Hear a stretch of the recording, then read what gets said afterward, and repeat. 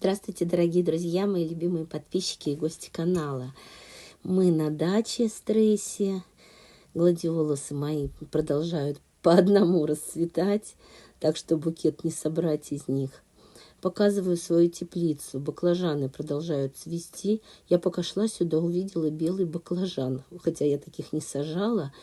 Отрываю его, но что-то он у меня вообще не откручивается. Я боюсь, его с кустом прямо выдеру сейчас.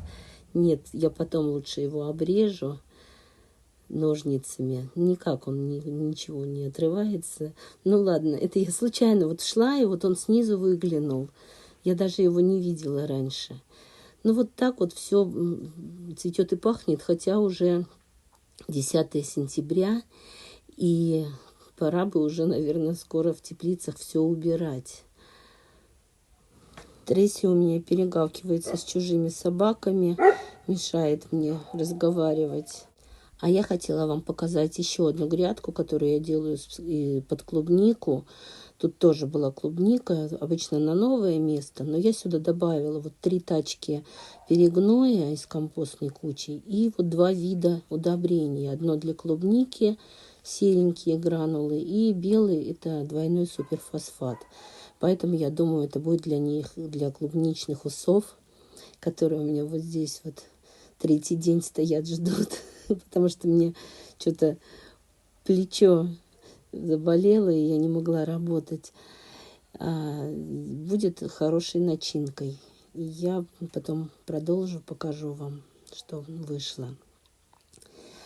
Я планирую разровнять все там в этой грядке и пролить водой хорошенько, сверху постелить геотекстиль и уже потом в разрезы сажать клубнику, чтобы не полоть предстоящие 4 года.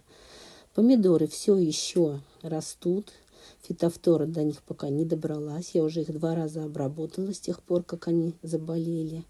В огуречной теплице заросли, потому что тут не только огурцы, здесь всего 7 огурцов, 4 старых и 3 более молодых растения. Кивана и мамардика. Вот это вот кивана, а перед этим я показала маленькая мамардика. Обычно в это время у нас уже все созревшее, но вот в этом году почему-то все с запозданием. Уже середина сентября почти, а у нас еще мамардика не созрела. Еще вон цветет вовсю. Много цветочков и бутончиков. Ну, посмотрим, как погода будет. Даст нам погода, ну, значит, вырастет. Нет, ну, выкинем ботву в компост и все. Это вот мамардика прямо по перцу полезла. В прошлом году октябрь был 30 градусов, а в этом году, ну, посмотрим, что будет. Вот этот огурец я не заметила. В прошлый раз собирала. Огромный уже вырос. В карман его суну. И дальше буду показывать вам все. Так, ну малина. Малина тоже хотелось бы, чтобы продлила плодоношение, чтобы не было заморозков. Смотрите, какие крупные ягоды. Вот фаланга пальца моего, она даже больше и толще. Огромные. И много очень зеленых. И еще цветет. Посмотрите. Хотелось бы все это, чтобы созрело и чтобы мы собрали. У меня варенье никто никакое не ест, но малиновое едят. Такое вот 5-минутку я делаю, когда много очень сиропа. Ягоды все эти. Смотрите, еще цветет все, еще цветочки даже не раскрылись. Как хочется, чтобы продлить хорошую погоду, теплую. Так, тут в малине топинамбур вдоль забора. Ну, пойдемте дальше, посмотрим, что у нас еще дальше. Как же мне нравятся эти георгины, какие они огромные, цветы, смотрите, на моей ладошке. Огромные. И они вот по мере того, как расцветают, меняют цвет. Сначала они потемнее, потом вот светлеют, потом вот лепестки желтые появляются. И потом все это дело опадает. первый раз у меня такие георгины. Хотя я именно эти георгины сажаю уже лет 5. Но вот, видимо, год такой георгинный. Или место я, наконец, нашла для них хорошее. Там у меня свеколка. Вообще-то уже пора бы все и поливать, потому что уже земля очень сухая. Но я так понимаю, бамию я не дождусь, потому что, видите, вот эти верхние листья, которые они все уже желтые, это значит, что просто холодно им, и они не получают питания из земли. Цветочки вот есть, но вот прошлый цветочек я вам показывала в каком-то видео. Вот они, видите, цветочки эти все отваливаются. И там какая-то зелепупка остается маленькая. Вряд ли из этого что-то вырастет без цветения. И все эти, вот видите, вот снимается все это. Не цвело даже. Может быть, там их пылить должны были какие-нибудь пчелки, я не знаю. В следующий год буду сажать пораньше немножко бамию. Ну вот, не угадаешь. В том году прямо рано все начало созревать. Ну, лето было прошлое гораздо теплее. А в этом году какие-то аномалии сплошные. То в феврале плюс 15, а в июне минус 5. Ну, не знаю, было минус 5 в этом году в июне или нет, но смысл понятен. Вот здесь вот прикопала ирисы в свободной грядке, когда вот из клубники выбирала все, там куст ирисов был, маленький кустик пионов, все раскидала, потом, когда будет у меня клумба под это дело, я тогда пересаживаю, возможно, даже весной. У меня будущей весной вот эта вот клумба справа на очереди, тут все заросло этими сентябринами или октябринами, с нытью, вообще травой всей. Этой клумбой давно никто не занимался. Но в первую очередь, конечно, у меня вот клубничная грядка на очереди. Тресси лежит, осматривает свою территорию. Так, а мы с вами пойдем дальше. А куда мы с вами пойдем? Я вообще каждый раз, когда делаю обход, я его делаю только с вами вместе.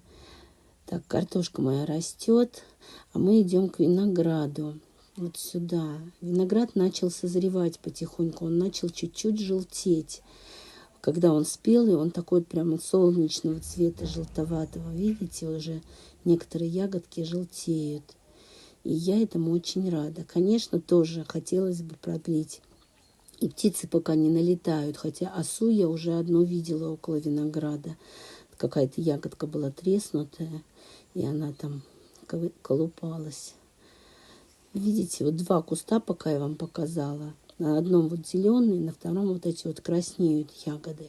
Третий куст, вот где я его сейчас прохожу, он вообще не плодоносил. А вот это вот ягоды дальше пошли вот с 4-го куста. Вот они. Я все освободила от листьев, убрала. Если вы спросите, а почему у меня так низко, прямо около травы? Да потому что я на зиму накрываю виноград, и мне его надо пригнуть. Это в теплых странах его поднимают лозы наверх, и он свисает очень красиво. У меня такой возможности нет. Мне приходится каждую осень все это прижимать к земле и накрывать листовым опадом, сначала еловыми ветками, а потом сверху листовым опадом засыпаю. Это лук-порей, тоже надо его полить, у него сейчас как раз самый рост. Вот единственное яблоко, наверное, с нашей яблони упало, и то гнилое. И сейчас еще, может быть, найду хоть одно.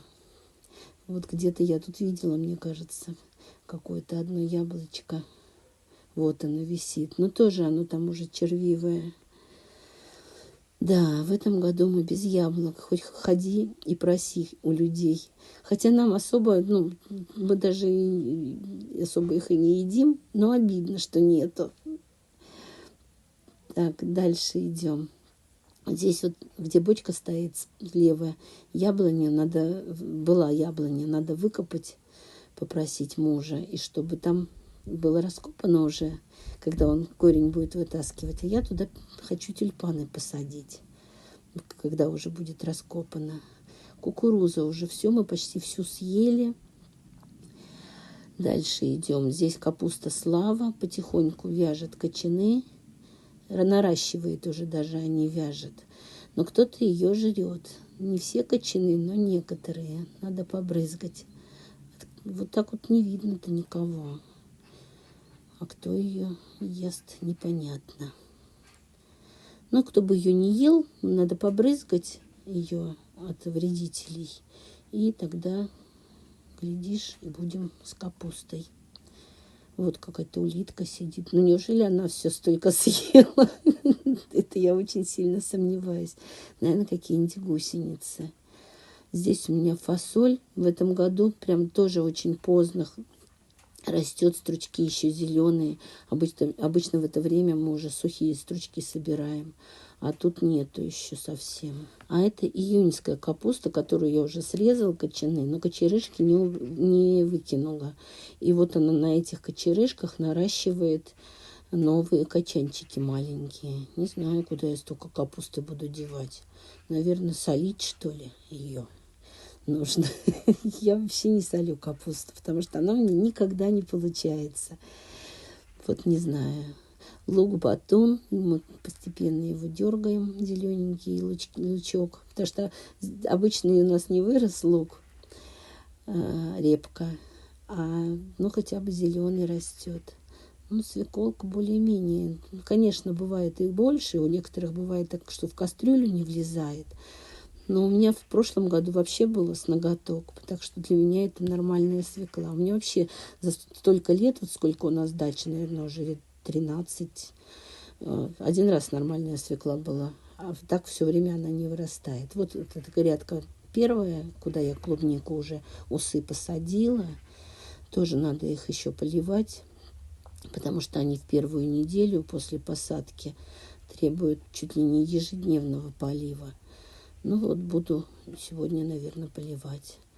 Морковка ботву нарастила, тоже скоро буду убирать. Я в следующем видео, которое я вам буду снимать, я буду убирать морковку и буду копать батат. Я вам обязательно это все покажу. Но пока что смотрите то, что есть. Здесь вот тоже свекла. Муж у меня выкопал картошку, вот этот участочек и рядышком еще один. Но траву он, конечно, не выбирал, он выбирал только картошку. Получилось вот с этих кусочков 2 мешка 4-ведерных нормальной картошки и 2 ведра мелкой. Вот здесь он забыл, что ли, или это плохая какая-то гнилая, что ли. Может, это старая, которая была. Что она черная такая? Ну, вот такая, короче. Наверное, это фитофтора, может, ее побила. Ну, вот здесь вот он вроде выкидывал траву понемножку. А на том участке уже нет. Я, кстати, думала, что вот здесь вот у меня малины вообще не будет в этом году, что здесь молоденькая очень. Но обнаружила, что здесь вот есть одна веточка, на которой вот тоже завязи появляются, малинки. Так что надо будет поглядывать сюда до морозов. И вот здесь вот немножечко. Дорогие друзья, если вам нравится такой формат, экскурсия по даче, ставьте лайк, пишите ваши комментарии. Конечно же, подписывайтесь на мой канал, если вы еще до сих пор не подписаны. И большое спасибо всем, кто досмотрел до конца.